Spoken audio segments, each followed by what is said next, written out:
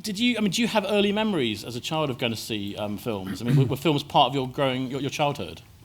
Yeah, although films weren't something that I went to see. There was something that you watched on the telly. So it was, the westerns on Saturday. The first film that I went to see of significance, I remember my dad, quite sexist really. My dad took me and my brother to go and see Jaws. He left me two sisters at home because it wasn't a film for girls. And I was probably about 9 then, something like that. So I think that was the first one that I massively remember. But as far as film goes, it's just the medium I've always loved. And in terms of when we were kind of putting together the list, you came up with quite a long list of films initially, and I actually couldn't choose just one of them. And I've got the list. I'm going to read you some of them. So we've got Kes, Saturday Night Fever, The Great Escape, Raging Bull, Godfather 1 and 2. On the Waterfront, Apocalypse Now, Full Monty, Cool Hand Luke, Angels with Dirty Faces, Jaws, Rocky the Deer Hunter, Goodfellas, Commitments, Reservoir Dogs, Schindler's List, Midnight Cowboy, One Flew Over the Cuckoo's Nest. And since reminding you of that, you then said, oh God, Grease, and reeled out more films. Yeah, West Side Story. Could have been loads. But also, when someone says they want to put a list together for the BFI, you think it's got to be a little bit cool. It can't be just so there was an element of that, but also for me, I could have just that was a list that I knocked off in reply to your email. It was very quick. It wasn't something where I sat down and pondered about it for days. It's just an immediate list, and it could have been, 15 other films. So so where has that kind of film education come from? That is definitely that's through TV. And I think it's escapism. And when I remember being at college in Manchester, and I was very lucky. There was, and if anyone knows Manchester, brilliant independent cinema called the Corner House, and that's I used to go there 3 or 4 times a week, often on my own, just to go and watch what was on. So because I love the fact that film can, it saves you reading a book. Let's be honest. But it can also take you to a world that you know nothing about, and often for me as a kid growing up, when I was growing up on a council estate, you didn't really know other things apart from the estate that you grew up on. It was a great thing to broaden your horizons. And you said that you tried to kind of give it a bit of a BFI spin. I mean, were there any films then that you wouldn't put on the list because you felt they weren't BFI? Debbie Does Dallas. Yeah. I know. I suppose it is. You've had that. That was David Williams, actually. I suppose it isn't really. I mean, because as I say, I didn't think too long about them. I missed out westerns, and I don't know why I missed out westerns because I love westerns, and as a kid, westerns were always significant. But in many respects, this film is like a western to me. It's the bad man turning good against all the circumstances. The hero. And in terms of sort of watching films and watching actors and stuff, as a comedian, are you a kind of people watcher? Did you find yourself doing that and trying to kind of build people into your act, or do people accuse you of building them into your act?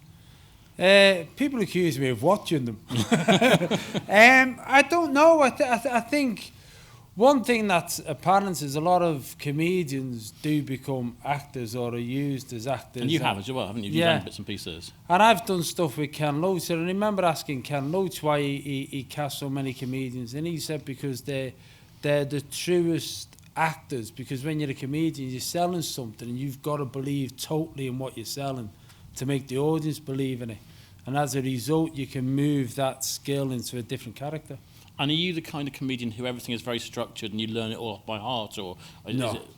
No, I'm very much a storyteller, and so for me, like any story, the beginning is important, and the end's the funny bit.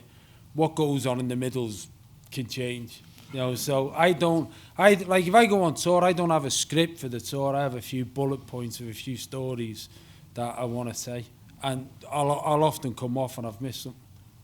And that's the big difference then with being an actress. I mean, you're completely laying yourself bare in that respect. Oh yeah, I mean, I came to comedy late, and I was 35, and then my first acting experience was doing a panto in Liverpool a couple of years after I'd started doing comedy. And I didn't learn any of the lines because I didn't really give it due respect. And I remember the first time, it was the first time I was ever on stage with anyone else who was waiting for me to say something before they could say what they want. And I was playing Herman the Henchman, in Snow White and the Seven Dwarfs, and one of the other actors who stood there looking at me, going, because I'd obviously forgot my line, and I'm going, what? And they're going, and there was a woman in the front who said something, and I just stopped being the character I was meant to be and ended up doing 10 minutes stand-up going, all right, love, what's your name, where you from? And all the actors were going, what are you doing? So to me, the difference between being the person you are as a comedian on stage and the skill that I massively admire in an actor is you have to share it. And ego doesn't allow that to happen very easily. But is stand-up John the same as off-stage John? The similarity is very close. I look and sound the same. To be honest with you, I think I am the same. That's when people talk to me about comedy, and I know I've spoke to David about it and other people who are, proper students of comedy. I'm not. I'm somebody who walked on stage one night and just found that it was where I felt most comfortable, and just like going back to it. But if I try to work it too much, it'll never feel the same. And when Sky Arts did that little Cracker series, you wrote and directed a short for that. Was that something you enjoyed doing and can imagine doing again? Massively, yeah. I massively enjoyed it. I mean, the limited experience I've had of acting, I've massively enjoyed, and the writing and directing, I've massively enjoyed. But everything's always behind and a long way behind being on stage on your own. That is where it's at for you. Yeah, it's because not knowing what's going to happen next, and I don't know, there's just something about comedy is the most immediate form of communication that is, because when you stop speaking, people laugh or they don't. That's it. There's no time for them to come back and laugh about it 2 minutes later. It's worked or it hasn't. Yeah. And somebody said to me, how would you best describe comedy? What are the jobs like comedy? And I said, it's like being a stripper, because you reveal everything and you want people to be impressed. And if they're not, you can't go, oh, I never meant that. Yeah. So you can't, when you say a joke, you can't pretend it's not a joke. And if people don't laugh, it's very hard to go, and just move on. So I love it for that sense of fear that you're 3 or 4 words away from judgment. So we touched a moment ago on the Waterfront, and this is the film we've finally gone for. Obviously, it's a. What was interesting, I think, about the list of films that I read out, apart from Full Monty, actually all of them, or none of them, are comedies. And you might have felt that, as a comedian, you would have gone down that route. But you've gone for a film. It's an amazing film. It was nominated for 12 Oscars and it won 8. Got Marlon Brando, at the height of his powers, a great performance. But it's quite, it's a very dark film, isn't it? It's like kind of corruption and sort of the mob-run sort of trade unions on the sort of New York waterfront, so forth. What can you remember about when you first saw the film, or why you would have remembered this one? I saw it. I think I would have been about 12 when I saw it. And I remember seeing it, and I don't know why it was just on. It was one of those Saturday afternoon things where they used to, run the films on BBC Two or BBC One. And I remember watching it, and it resonated with me. I mean, there's like, if you go through that list, there's a degree of machismo in that list. There's always hard men doing things. And what I liked about this film is Marlon Brando as Terry. Starts off, if you like, as a hard man, and then realises his own conscience. And it hit me in so many ways, because there's a scene right near the beginning where it's about longshoremen in New York. Well, my dad worked on the tugs in Liverpool, so the longshoremen were what we would call dockers. And my dad, every time I ever say my dad was a docker, he says, I'm not, I worked on the tugs. which I said makes you a tugger. I'd rather call you a docker. But it was a world that we knew. That's what my dad did. And then there was a time when I was a kid that my dad couldn't get any work. He'd left the docks and he had a little bit of time away. When he come back, he couldn't get any work.